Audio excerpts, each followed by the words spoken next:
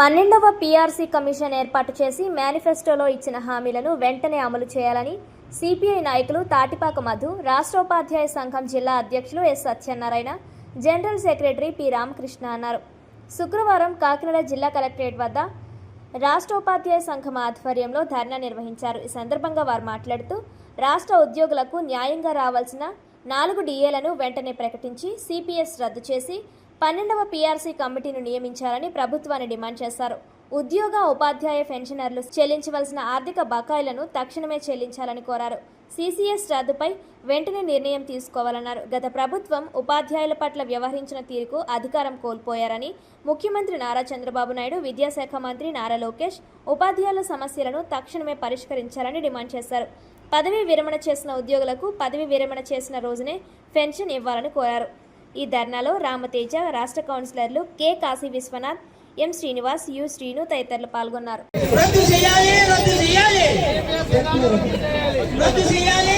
నా పేరు P Ramakrishna, STU Kakinada జిల్లా ప్రధాన కార్యదర్శి.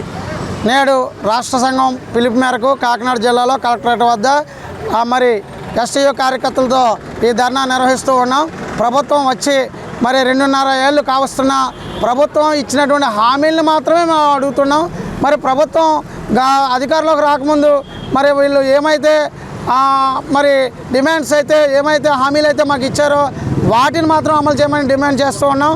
ఎందుకంటే మరి ప్రభుత్వాలు ఎప్పుడు మారినా కూడా ఉపాధ్యాయుల యొక్క మరి మద్దతుతోనే మారుతూ ఉంటాయి.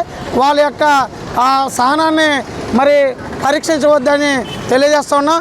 ఎందుకంటే 11వ పీఆర్సీ బకాయిలను విడుదల చేయాలి. అలాగే సరెండర్ లీవ్ బకాయిలను వెంటనే సరెండర్ లీవ్లు పెట్టి ఉన్నాం, వాటిని కూడా విడుదల చేయాలి. ఒక రోడ్డు మ్యాప్ ఆర్థిక బకాయిలపై వాళ్ళు విడుదల చేయాల్సిన అవసరం ఎంతైనా ఉంది. ఎందుకంటే మేము బీఆర్టీఎస్ రోడ్లో గత ప్రభుత్వంలో ఎలాంటి ఉద్యమం చేసామో మీకు అందరికీ తెలిసిందే. మరి కాబట్టి అలాంటి ఉద్యమాన్ని మళ్ళీ మీరు మా చేత చేయిస్తారా, లేకపోతే ఆర్థిక బకాయిలను విడుదల చేస్తారా లేదన్నది మీరే తేల్చుకోవాల్సిన అవసరం ఎంతైనా ఉంది. కాబట్టి అలాగే సిపిఎస్ విధానాన్ని రద్దు చేస్తామని చెప్పి మరి రకరకాల మాటలతో మీరు అధికారంలోకి వచ్చిన సంగతి మరి ఉపాధ్యాయులు ఎవరు, ఉద్యోగులు ఎవరు మర్చిపోలేదు. సో కాబట్టి దానికి కూడా మీరు సరైన నిర్ణయం తీసుకోవడానికి కూడా తాత్సారం చేస్తూ ఉన్నారు. కాలయాపన అనేది చాలా మంచి పద్ధతి కాదు. కాబట్టి కాలయాపన తొలగించి మీరు సరైన నిర్ణయంతో మా ఉపాధ్యాయ సంఘ నాయకులతో చర్చించి మంచి నిర్ణయం తీసుకోండి. అలాగే ఏ ఉపాధ్యాయుడు అయినా సరే, ఉద్యోగం అయినా సరే రిటైర్ అయిన వెంటనే వాళ్ళ బెనిఫిట్స్ మర్నాడే అందేటట్టుగా మీరు చేయడం మీకు ప్రధాన కర్తవ్యం.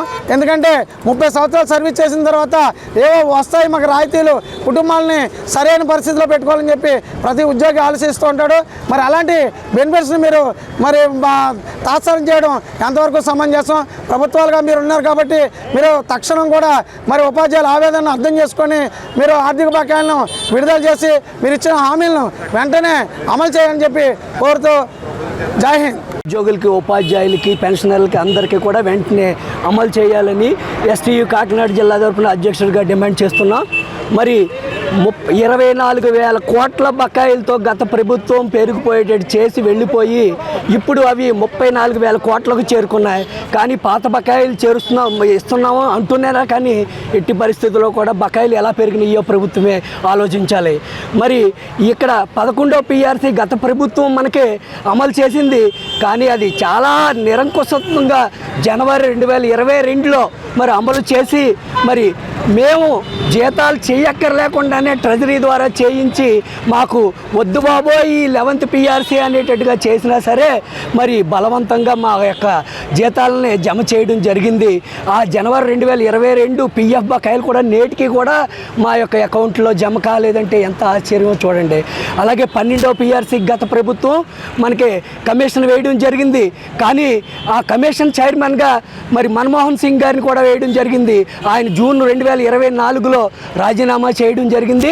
మరి వెంటనే ఈ ప్రభుత్వం మరి ఆ కమిషన్ని కంటిన్యూ చేయకుండా రద్దు చేసి మరి కమిషన్ మళ్ళీ వేయాలనే తపన కూడా ఈ ప్రభుత్వం లేకపోవడం చాలా దురదృష్టకరం. మరి ఎట్టి పరిస్థితుల్లో కూడా 12వ పీఆర్సీని వెంటనే అమలు పరిచి అది రిపోర్ట్ ఇచ్చే వరకు ఆలస్యం కారణంగా 30% ఐఆర్ ఇవ్వాలని ఎస్టీయు పక్షాన డిమాండ్ చేస్తున్నాం. అలాగే సిపిఎస్ రద్దు, ఓపీఎస్ అమలు ఇది గత ప్రభుత్వం వారం రోజుల్లోనే చేస్తానని చెప్పింది.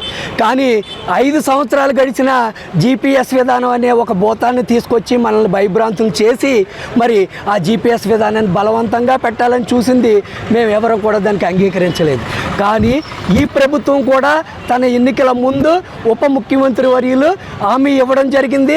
సిపిఎస్ను రద్దు చేసి 1 సంవత్సర కాలం ఇవ్వగలిగితే మేము రద్దు చేసి దాని స్థానం వేరే రకంగా ఏర్పాటు చేస్తామని ఆయన చెప్పడం జరిగింది. కానీ 2 సంవత్సరాలు కలిసిన మరి 2 సంవత్సరాలు దాటినా సరే ఇప్పటి వరకు కూడా మనకి సిపిఎస్ దాని మీద కొంచెం కూడా కమిటీ కానీ దాని మీద ఏ రకమైన ముందుకు తీసుకెళ్ళలేదు. గవర్నమెంట్ని మేము డిమాండ్ చేస్తున్నాం, సిపిఎస్ రద్దు చేయాలి, ఓపీఎస్